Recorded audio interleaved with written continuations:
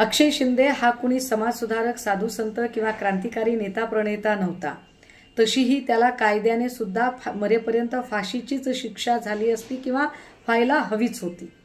मात्र ही शिक्षा देण्यासाठी आपल्याकडे कायदा आहे, न्यायालय आहे, पोलीस यंत्रणा आहे.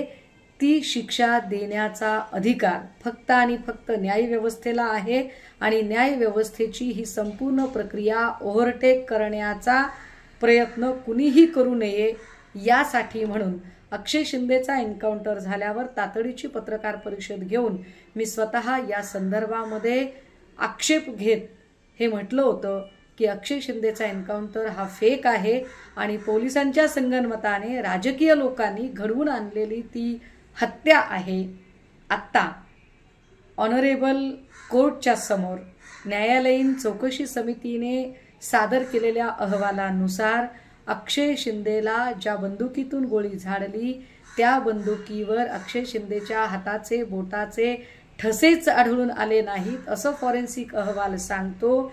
याचा स्पष्ट अर्थ आहे की अक्षय शिंदेला गोळी घालताना अजून कुणाला तरी वाचवण्यासाठी, स्वतःचा नाकर्तेपणा झाकण्यासाठी आणि स्वतःची काळवंडलेली इमेज उजळून घेण्यासाठी जाणीवपूर्वक सत्ताधाऱ्यांनी पोलिसांच्या संगनमताने अक्षय शिंदेचा खून केला.